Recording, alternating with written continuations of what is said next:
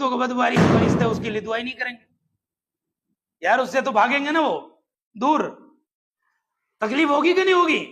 اچھا ارے آج کی تو بیویاں کہہ دیتی ہیں تیرے منہ سے بدبو آ رہی ہے, نہیں کہتی کیا؟ ارے بھائی اس سے جس جو گٹکا کھاتا ہے اس کے دانت دیکھو آپ, ماشاءاللہ خوبصورت لال لال, نہیں یہ حقیقت ہے. ڈاکٹر منع, اچھا جس زہر کو کھا رہے ہیں اس کے اوپر کیا لکھ رہا ہے؟ تمباکو سے کینسر ہوتا ہے. یہ سوچتے ہوں گے یار یہ کیوں لکھتے ہیں؟ اب آدمی اتنی محنت اگر بادام کاجو کھانے میں لگا دے تو ایک دن میں آدمی 20 25 50 روپے ختم کر دیتا ہے. میں کہہ رہا ہوں 10 روپے کا 20 روپے کا بادام کھاؤ ہر دن صبح صبح, انشاءاللہ دماغ کمپیوٹر کی طرح چلے گا. لیکن اب چونکہ ہم نے اللہ کے نبی کے طریقوں کو چھوڑ دیا, ہم نے ہماری فطرت کو چھوڑ دیا,